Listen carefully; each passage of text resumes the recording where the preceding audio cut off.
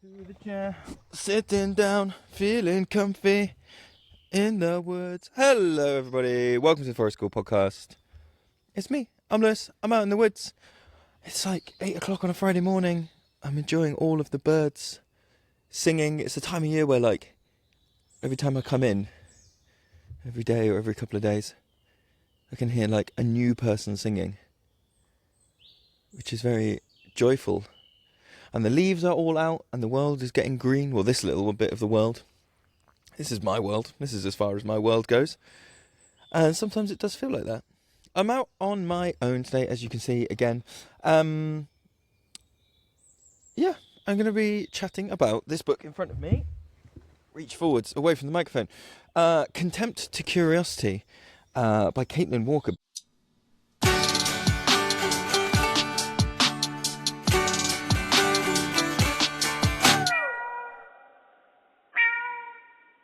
But before I get into this book, I wanted to just take a minute and kind of acknowledge some stuff that's going on. This is episode 212, I think, 212, which is a long way from where we started this podcast, 6-7 years ago.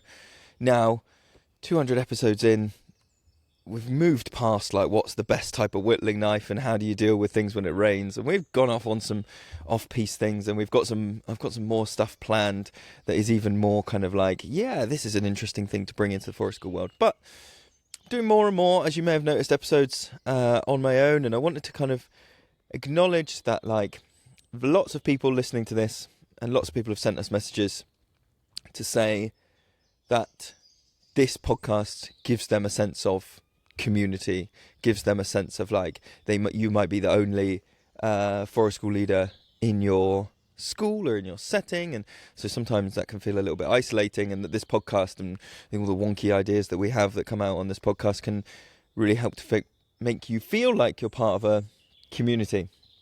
And I kind of wanted to acknowledge that I'm really seeking that out at the moment. I'm really seeking that out. You guys probably have picked up over the last kind of 6 months, 9 months. Wem's obviously had all her stuff going on, and that's meant some episodes for myself, but also behind the scenes, that's meant a lot of running the work here in the woods. Not on my own, obviously I've had other people with me, but shouldering a lot more of the business running things. And so I'm feeling that thing that is like a little bit isolating, a little bit kind of like, where's my tribe? And so I wanted to put it out because I know there are thousands of you. I see the download numbers. I know you're all out there. But if you do have a minute, I love seeing the comments. I love getting the messages on social media or by email. So if this podcast has been helpful to you, I would really appreciate hearing it, or if you want to push the podcast somewhere, drop us a review wherever you're listening, or do something like that. Not only does it help the show in a kind of like, feed the algorithm way, but just I'm a person, and a lot of the time I'm chatting into a microphone with only squirrels in front of me. But also to say that, obviously, taking more of this stuff on my own, I want to cast a wide net in terms of topics. And so if you are listening to this and you have read something or found somebody on Instagram, or you've got an idea of like, do you know what, that I reckon that's a good one, I want to hear Lewis's take on that, or that's got some links to Forest School, please do send it by social media, email admin@theforestschoolpodcast.com, all those things like that. Please do send stuff in, because I really want to use this to be like, we're all out there learning different things. Bring it in here, and maybe I can act as a bit of a funnel to collect all these different ideas. But anyway, enough said about that. All the housekeeping things. Thank you to everybody that's on Patreon. Thank you to everybody that's rating, reviewing, sharing the podcast. All those podcaster things that I have to say. Let's take a bit of a break, and then we'll get into today's episode.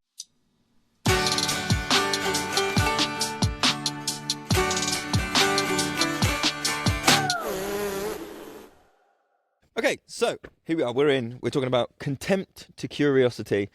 What's the subtitle on this? Creating the Conditions for Groups to Collaborate, which and it's by Caitlin Walker. So what do I know about this book? I've got my notes down here. If you see me looking down like that, that's where my notes are. So clean language and systematic modelling are the basis of this book.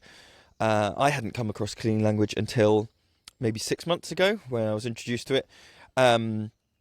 So what is clean language for people like me that hadn't come across it? Clean language is developed by a guy called David Grove, it says here in my notes, and it's all about exploring clients' inner worlds. Now, if you've been listening to the podcast for a while, you know that I find inner worlds to be a very interesting, potentially contentious topic, because I think in education there is a lower level of reverence around inner worlds than there could or than there should be, perhaps. Quite often it's discussed around things like behaviour that challenges, and people will make assumptions about what's going on in a young person's mind. They will say like, oh, well, they're feeling like this, and so they react this way, or oh, they always want to do this, and so that's why their behaviour, manifests that way. And also sometimes in the positive way, where people are like, oh, do you know what, they've been playing all day, they've been so happy, they've been imagining that they're this and that, and and in a positive sense, you potentially insert yourself into somebody's inner world. You don't know if that's what's going on. We don't know what's happening in people's inner world, and so I find it very interesting to kind of explore this in a way of like, ooh, I feel a little bit uncomfortable about going into inner worlds. What's that like? So this kind of thing, this clean language was designed to get into people's inner worlds. And the reason that they use the word clean is that there's some types of questioning that we'll go into in a bit, but they're about sort of keeping your own stuff out of it, your own assumptions, assessments, all those things out of it, and just getting to the root of like, what is the person, how is that person entering into the world. And so Caitlin's taken that work, and this book is all about how did Caitlin use that to work for groups, because the original clean language stuff, as I understand it, was designed for one-to-one interviewing and kind of like mentoring, coaching, that kind of thing. And Caitlin's work here in this book is about kind of like, well, how does that work if you get shared metaphors, if you get shared inner world understanding? And so obviously that's very interesting, not just as a kind of person who's leading groups, but also I think going into general life, meaningful relationships you want to have. I think there's a lot to be gained from understanding how other people see the world using their own stuff. So what is the point? Why this book, Lewis? Hang on, let me move my notes down. Right. I wish if I'd been smart, I'd have put the laptop closer to me so I don't have to keep leaning forwards. The notes that I have, the bullet points are that clean language develops an insight into unconscious patterns, builds personal metaphors, learning, conflict, emotion, and shares the inner world of others without fear of judgment, which I think is very, doing anything non-judgmentally is very hard, very valuable often, but very hard. And so I'm really interested to see how this stuff works. I was introduced to it through my work with the Forest School Association. I'm one of the directors at the moment, and we have a strategy weekend where every year we all try and get together, because we're very disparate across, currently just across the UK, and so we try and get together because, as anyone that's done any work online over the last few years will know, there's stuff that's just easier to decide if you're all in a room together and you can all kind of go like, yes, no, yes, right, how do you feel about that? Dig stuff through. That's what the strategy weekend's for. And in order to make the most of that time, we were offered some coaching by some clean language practitioners. I'm going to tell a bit of an anecdote in a little bit. Just a heads up that I have cleared this with everybody involved. I'm not going to use any names or anything, but yeah, so I've cleared that with everybody that's coming up. And so it was very interesting to go away for this weekend, and there is something, I think, that is, once you understand the idea of what clean language is, it makes more sense as to why it's called clean.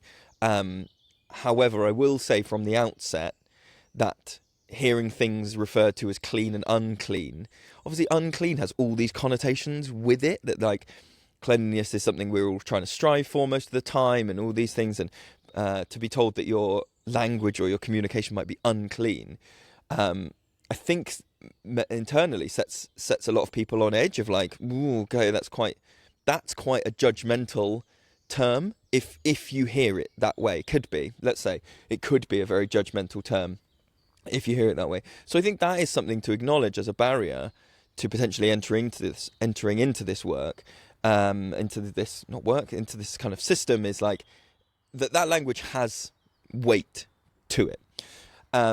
So I've waffled on for long enough there. Let me give you some examples of what clean language might be. So, as I say, clean language is all about asking questions that don't have any bias or judgment or things to get into the metaphors that another person uses or a group uses to navigate the world. And I've got some examples here in front of me of the questions. And so to give an example of like how that might work one-to-one, you might have somebody that's feeling particularly like they have a history of being dysregulated, let's say, and you might go like, okay, can you tell me what happens when it's time to change rooms, in the classroom? They go, oh, I hate it. And then a clean question.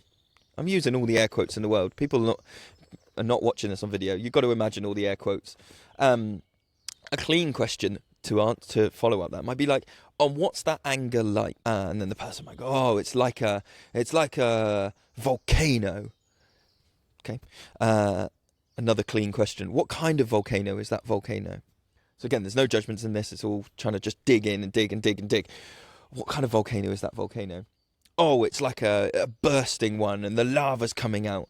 Clean question. Where is the volcano? It's there. It's in the middle of the room. Or somebody might point. This might be a bit where you get into that kind of body keeps the score type thing, where they might go like, it's here in my tummy, and it bursting. Another clean question: is there anything else about the volcano? Yes, it bursts for a while and then it stops after a little while. And then last example of a clean question would be: and when it stops for a while, what happens next?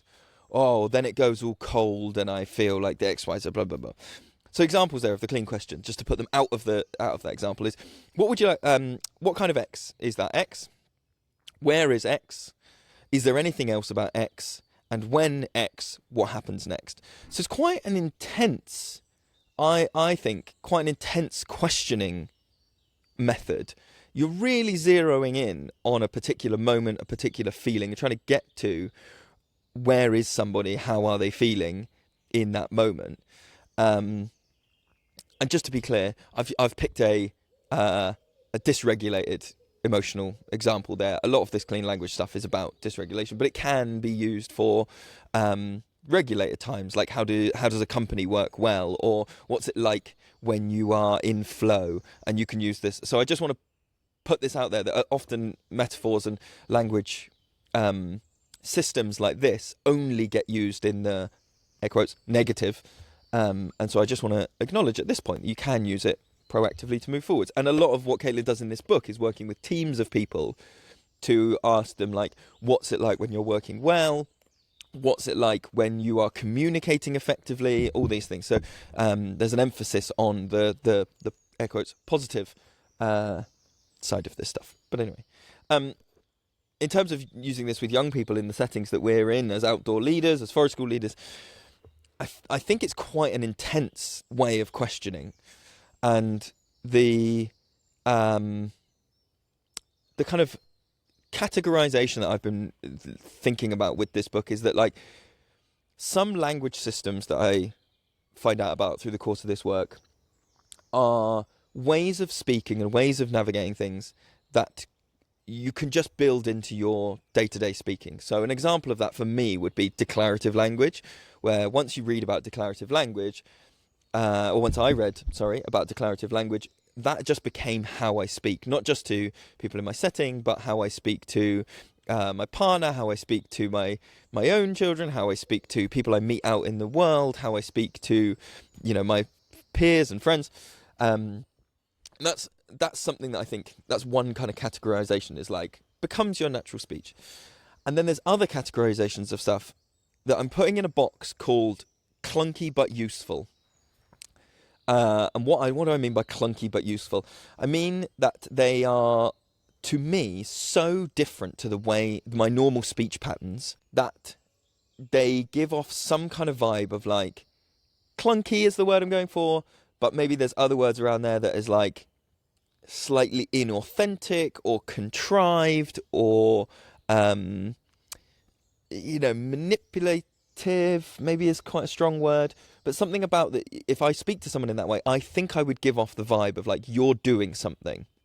There's no way for me, I don't think I could ask this many questions, get this deep into someone's inner worlds and metaphors without it coming across as like, what are you doing, Lewis? Why have you suddenly... Do you know what I mean? And another thing that's in that box is non-violent communication. Anybody that's read about non-violent communication or done any of the courses, we've got episodes on it if you want to go and look back. Because it has this like structural thing that is quite alien, but it's useful. That's the underlining thing with these things in the clunky but useful box, is they are useful, but they come across as slightly clunky, but useful. And I was talking to somebody the other day about these things and saying, yeah, they are clunky but useful. And somebody I was talking to discussed using some of these things, and they said I was using it with a group. And the first thing is to acknowledge that you're doing something. On the outset, go, look, hey, look, I've got these weird this system I'd like to try. How do you feel about doing this thing? Right.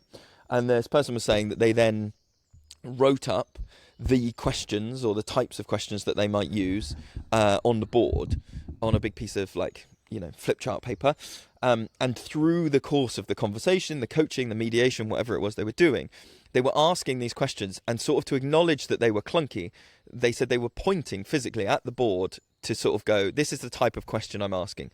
So you're getting the conversation, but also some visual pointers to like, and this is the type of answer that you might be looking for, or this is the type of, just to acknowledge that like it's contrived, but maybe pointing at the thing or acknowledging the thing and saying, hey, I'm trying this thing, sort of pulls back the curtain a little bit and doesn't make it seem like as manipulative maybe, or as like you're doing something to me. And I've got a little anecdote that I will come to in a minute, but let's take a quick break for a second, and then I'll come back.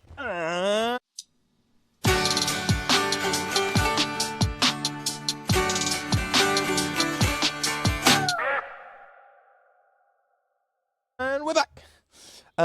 So, anecdote about clean language. So like I said at the start of this episode, I came across some clean language stuff at the strategy weekend for First School Association. And one of the things that I find whenever I'm thinking about this stuff, and I was looking at this Contempt to Curiosity book, and it gives you lots of examples of the questioning and lots of examples of Caitlin working with people who didn't necessarily want to be involved, and that she gives them the opportunity to go, well, let's do it for, could I have 10 minutes to do this with you? Or could I have X, can we try and do it in one meeting or something? And giving people that kind of like lower cost buy-in to this system.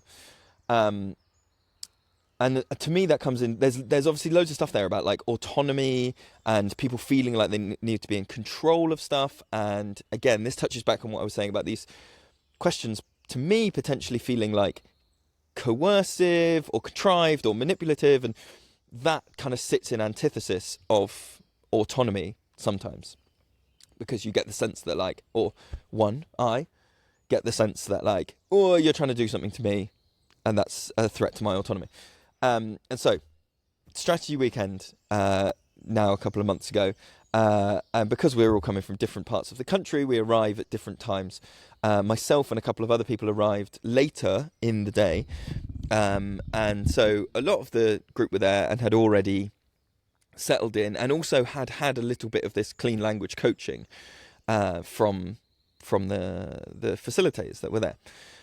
And so when we arrived, the three of us that were there a little bit later, they offered like, oh, should we catch you up, with what we've been up to. Let's give you some examples. Would you like to play a game? Yeah, of course. Always up for playing a game. So just to acknowledge the situation, these are people that I work with, but I don't see very often. And because of the nature of the work of being a trustee, a lot of the conversations that you end up having with people are quite like either high pressure or emotive, or they're difficult conversations, and so you have to be able to hold that like personal differences. And anyway, all that to say is that like these are not like sitting down in the pub with a group of mates. They're people that I love. They're great people, but it's a different environment. You're there to have difficult conversations, and so sitting in and being like, oh, okay, I'm immediately at a disadvantage because, or not necessarily a level playing field, because these guys have already done this training. They know what this game is going to be, and I don't, and so I was kind of very nervous about that, and again feeling like, oh, okay, something's going to happen, something's going to be done to me, and so the example that we gave was was that just a prompt, and said, I'm just going to give you a prompt, and you guys can let me know what that prompt sort of gives you. And the prompt we were given was smell soil. That's the prompt. Smell soil. Just sit with that for a second. So the person on one side of me is asked to go first. Okay, what did that mean for you? Oh, and they said, oh, well, I started to think about the smell of soil and the different soils that I could smell, and they started to do this kind of rubbing hand gesture with their finger, and the facilitators kind of copied that gesture back, which was very interesting. A lot of clean language, and I now know, involves copying physical gestures back to people, because that's part of the communication. Someone's communicating you through physical gestures, you can offer those back as part of the communication. So the facilitators are rubbing their hand together and going, oh, and tell me more about this. What's this? Well, the soil is crumbly and I'm crumbling it. Oh, and what kind of crumbly is it? Oh, it's like a dry crumbly, and so on and so on. And I can really feel it.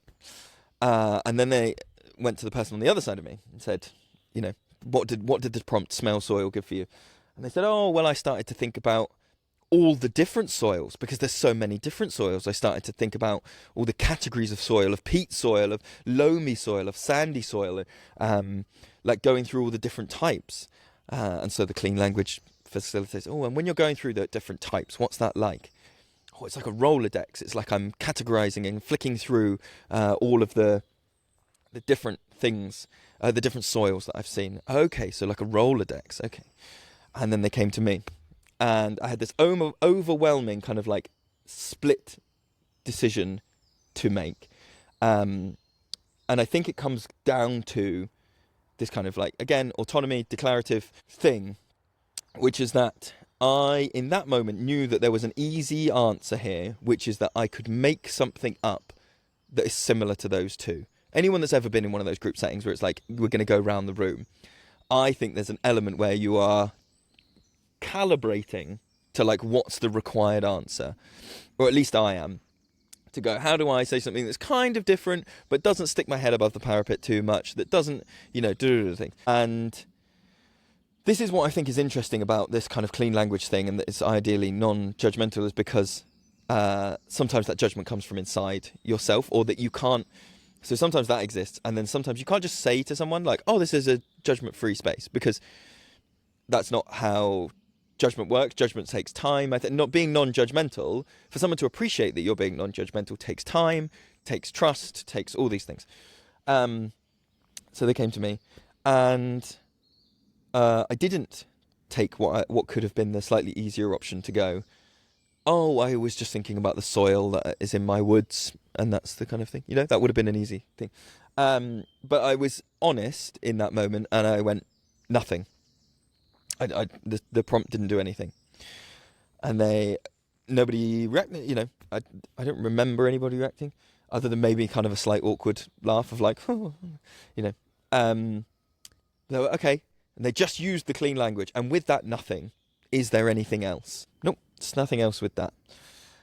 And in some ways, that was a good exercise, because I was forcing myself to do something unconventional in a group of people that I wasn't necessarily super like relaxed and chilled about, but it was nerve-wracking at the same time. And then we went through, and then one of the other facilitators went through and went, okay, so let's use the clean language, use the metaphors we've got. What could we infer about these guys in a world? So we went to the first person.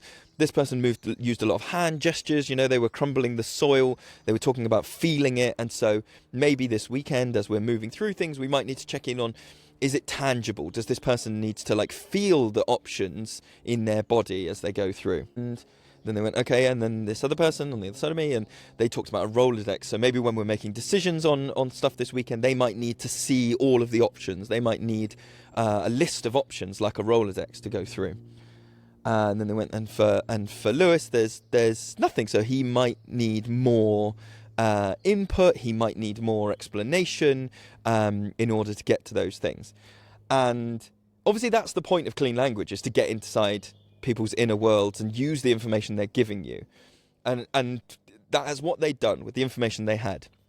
However, what was actually going on in my inner world was that I was sat in a place where there was a demand being put on me.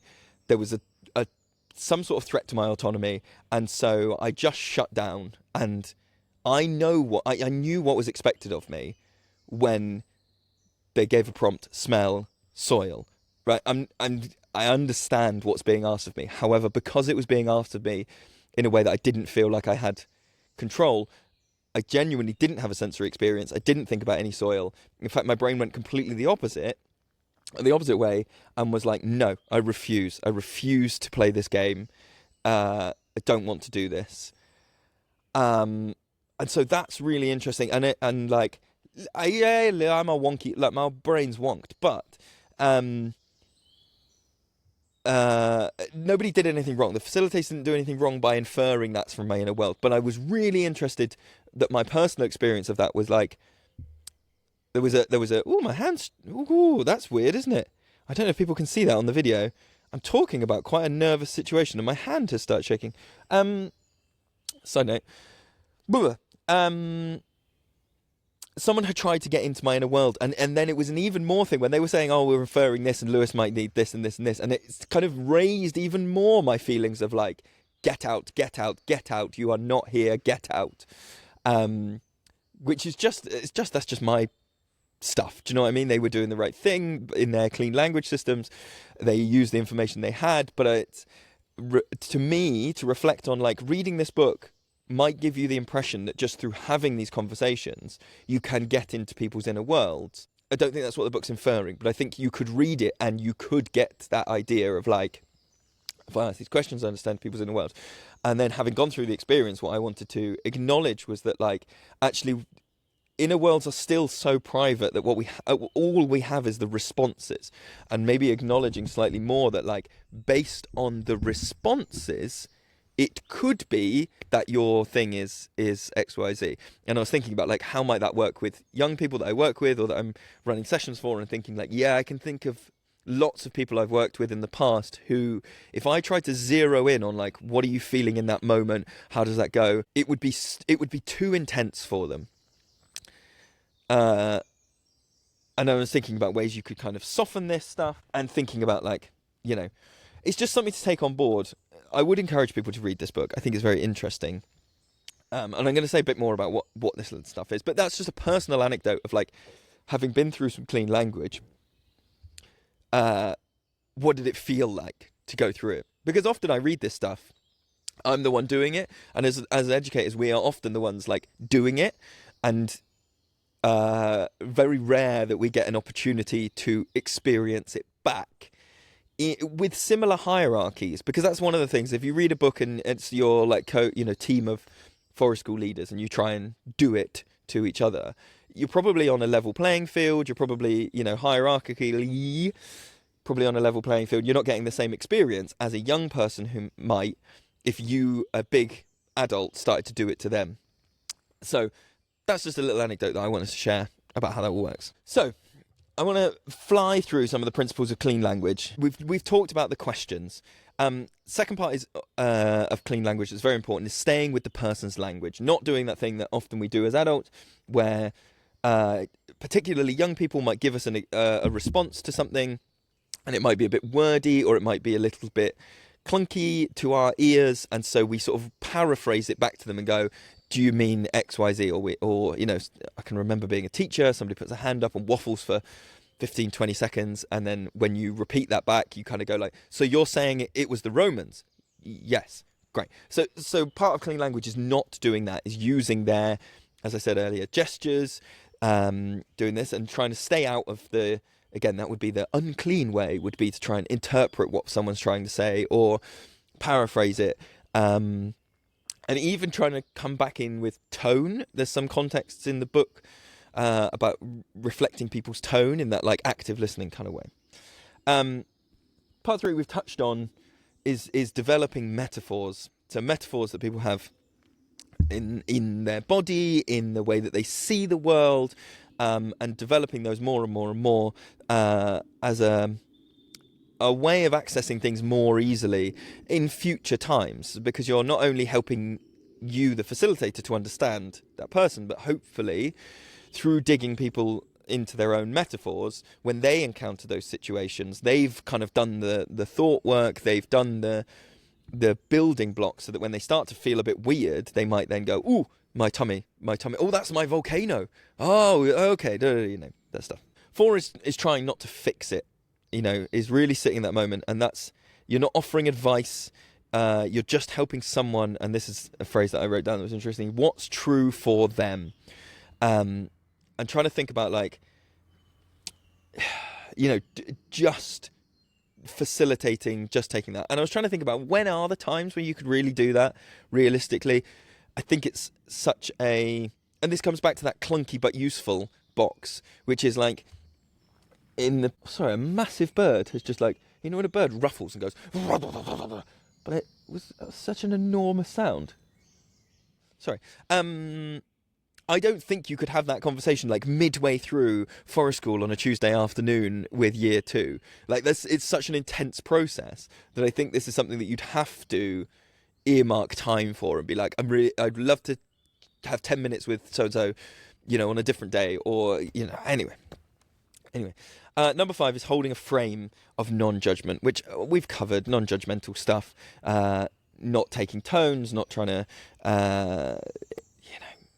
judge right or wrong, or not trying to correct, which goes back to that, like, what's true for them is, you know, if you're working with young people, particular moments of dysregulation, their understanding or their experience of what's happening might be different to what your experience of what's happening is. And so holding that space where if someone was like, Miss always like shouts at me, holding back for that idea of being like, well, I'm not sure they shout. Sometimes their tone is harder, but I'm not sure they shout. You know, like, defensively, some of that stuff can come out. So holding a non-judgmental approach can be super important. And then the last bit that I made notes of was the setup, particularly for this group work, which is the clean setup, clean feedback, and developmental tasks. So clean setup is this kind of thing that I was talking about of like useful but clunky but useful. Setting it up to be like, what are the expectations? How am I going to navigate this? What do you want to be involved in this? I think people should have the option to say, no, I don't think you should do this as like an intervention. Like, I'm going to do this with every member of the class, or, you know, do whatever. Because it's so personal, so private, getting into people's inner world. If you got told that you were being taken out of like maths this afternoon to go and talk to, you know, Mr. Ames about something, and it was that intense of a conversation and you couldn't escape, I think that would be really unproductive and unfair. Clean feedback, which is like separating the evidence, the inference, and the impact. So not kind of putting the pieces together for people, but being like, this is what you've told me, this is the stuff that we might see from that, and here's how it's affecting you, or how it can affect you. And then developmental tasks, which are like short-term experiments to stretch habitual behavior. So things in a group setting or a work setting, that might be like, could you try running meetings this way? Could you try meeting people in the hallway this way? In the work that we're doing out in the woods, that might be a little bit more kind of like, okay, well, maybe I can check in with you on how your volcano's doing. Maybe as we're going past, we can do the symbol of volcanoes. I don't know what the symbol of volcanoes was. I sort of did 2 circular motions with my thumbs. I don't know why that's volcanoes. But little feedback things. So let's take a little break there. And when we come back, I'm going to talk about the areas in which I think this could be useful.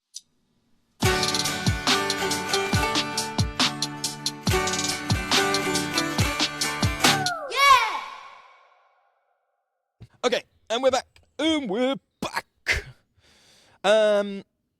So areas in which we've I think hopefully I've nailed down a little bit of what clean language looks like, and I'm thinking about how do we apply it in this particular little niche, little subsection of the world. And so one thing I wanted to acknowledge is like that idea of like not going in to fix things and thinking about how often do I enter into conversations with an idea of fixing them. Maybe not fixing them in terms of like judgmentally fixing them, because I think at this stage in my career and the practice that I've developed, I think I'm very good at not coming in and going, no, you're right, you're wrong, give it to them, or going like, well, you know, I can hear both arguments and I think that this is the right one. I'm very good at, I think, not doing that. But do I go in sometimes with the intention of fixing people's emotional states? Absolutely. Do I go in with the intention of fixing their understanding of something? Yes, I really do. And acknowledging in myself that like that is a potentially a coercive way to go into something of like, I'm here to fix, I'm here to change, I'm here to do the things. And thinking more about this clean language thing and going, okay, but maybe I can't fully sit down. Again, this is the clunky but useful. Maybe I can't fully sit down and dig into the metaphor of how are you feeling and what did you know, we're going to do 20 minutes of doing this because the mud kitchen is a big feeling for you. Maybe I don't have the space to do that, but maybe I do have the space to go into more conversations, drip, drip, drip, with an intention of understanding how people feel about things and taking that positively, taking that, you know, and maybe this is a way of I can stretching my declarative intrinsic motivation. I was thinking the other day about, you know, quite often I reflect back to people and stuff and say, God, you look so happy, you look so pleased, and I leave it there. That's my kind of declarative thing of like, this is what I can see on the outside.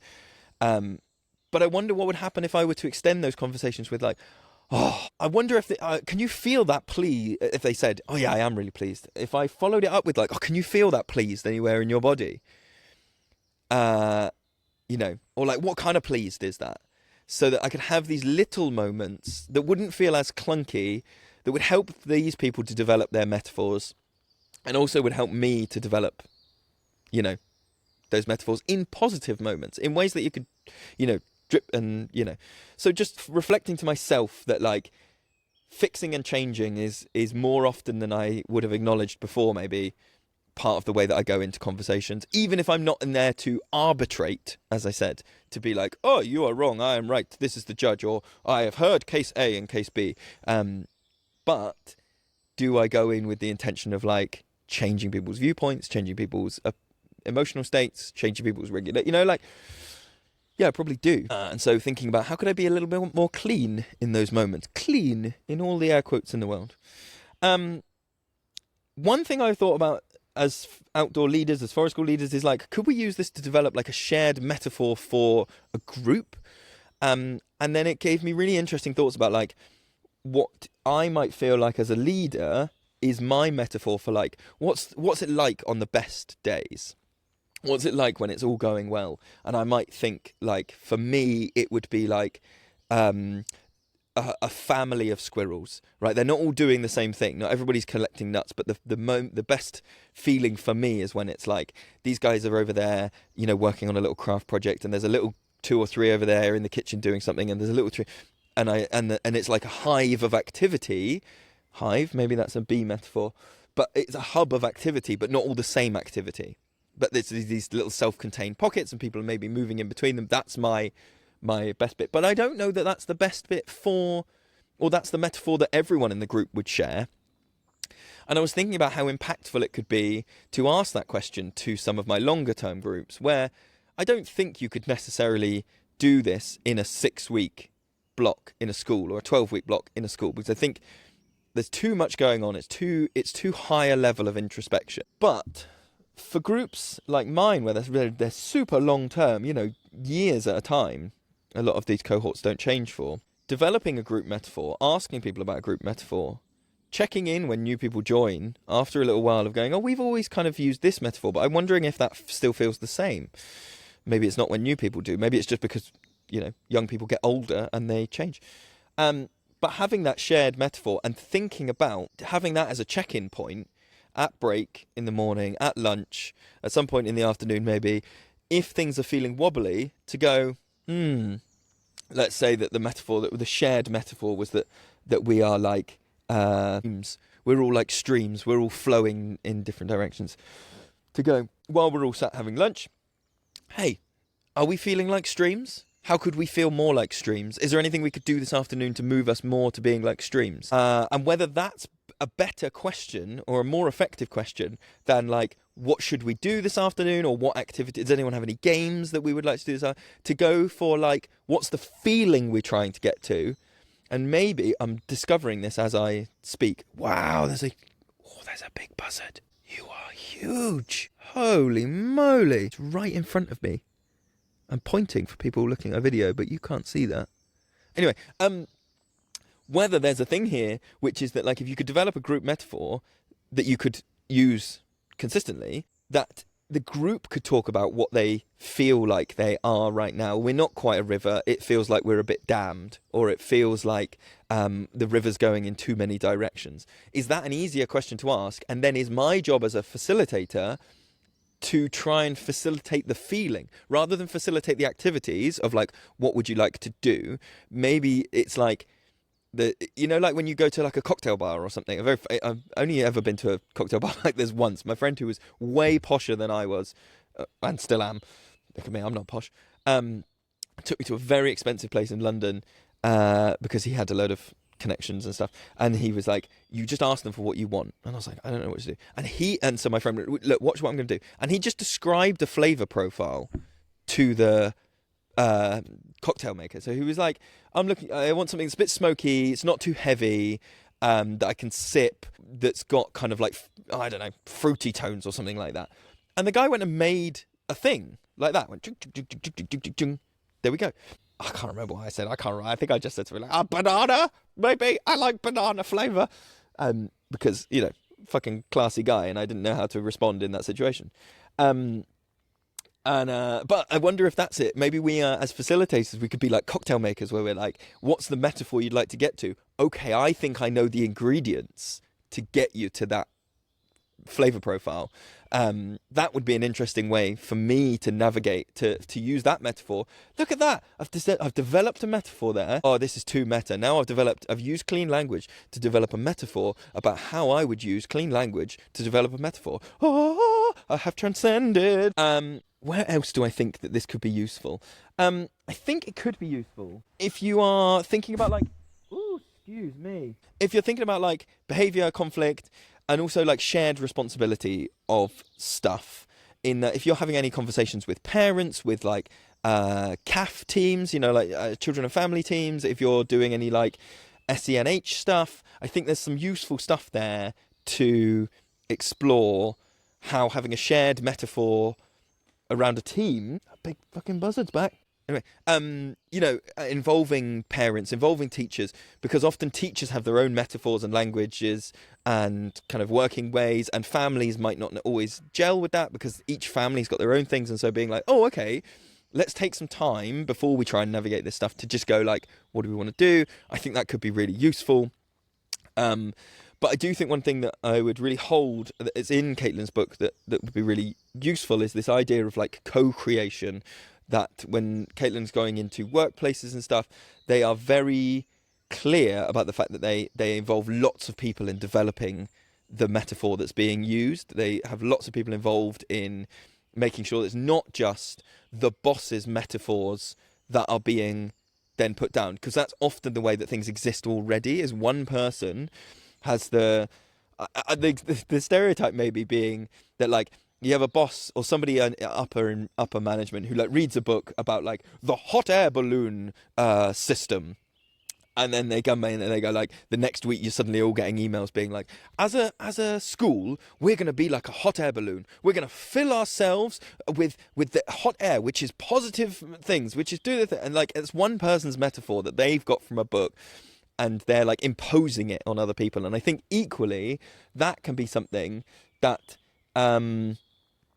if one person has the metaphor, they're imposing it on other people. That's often how like adult-led groups can end up. So the adult has a metaphor of like, I'm going to go off on a tangent in a minute, but like they might be like, we're like a woodland, our group, and we all grow up in different ways, but we all do, and it can be a lovely metaphor.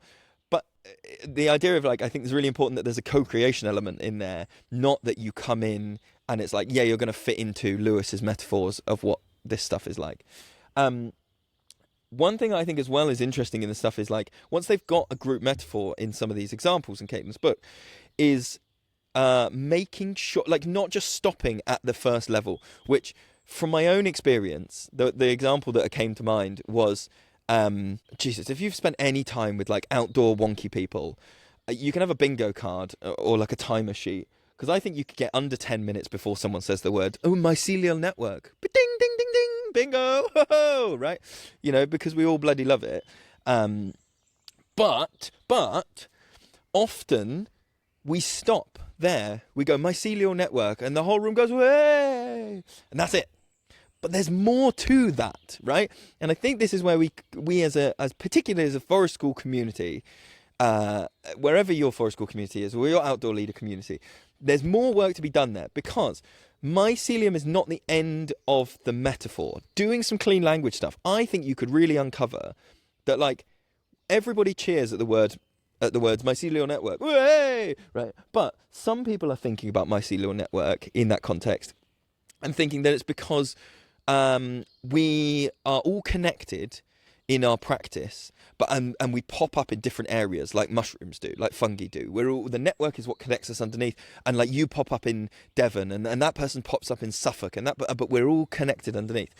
Another person could be listening to that and go, mycelial network, way, because they're thinking of that as like the mycelial network shares resources, it shares information, it passes things between different places, and they're like, oh, that's what we're like, we're learning different things from our different things, and we're passing on best practice, and we're moving things around. And some people are like, will be listening to it and going, mycelial network, way, right? But what they're thinking about when they say mycelial network is that we are unseen, but we are holding together the woodland. And they might be thinking of that and being like, that's what mycelial network does, is it's mostly unseen, but it holds together this whole network, and maybe the trees are the children and the thing. So just there, I've thought of, off the top of my head, 3 different interpretations of mycelial network, way, right? But the interesting thing there is it's a shared metaphor, but it's not a deep shared metaphor, because we haven't done the work as a community to be like, what, why, right? We can't just constantly be like, mycelial network, way, and call it there, because we're probably having different interpretations. So that's something that I'm going to think about one more time, because I'm enjoying it. Mycelial network, way! Right, that's it, I'm done. I might throw another one in later. You never know. Be ready.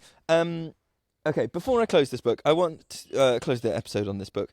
I think I might be doing another episode on this. Hopefully I'm going to try and get in touch with some people that do clean language, some facilitators, maybe even Caitlin herself, to talk more about it, to correct my understanding of it, to share my experience of it. So if you've enjoyed this, please do share it around, drop a comment, let me know if you want to hear more about it, because I think it'd be really useful. Often on the podcast we talk about, like, is this a book for early in your outdoor leader forest school practice? Is this a book for later on? What is this? And I think this is definitely one for later on. I think this is quite a deep thing to kind of hold. I'm not even entirely sure that it definitely has a place in forest school. Some things I'm like, yes, that's so core to the ethos. I don't know how you can do forest school without that now. This stuff I'm like, I think this is a condiment that you can add. Fucking metaphors everywhere, right? This is a condiment that you can add to your forest school practice, but I think you can also have legitimate and good forest school practice without this stuff. So, yeah, I hope I've waffled in a good enough way. If you have enjoyed this, please do share it around. Drop me an email, admin at the Forest School Podcast. Find us on social media. And if not, I will see you in the next episode. Mycelial Network, way! Stay wonky.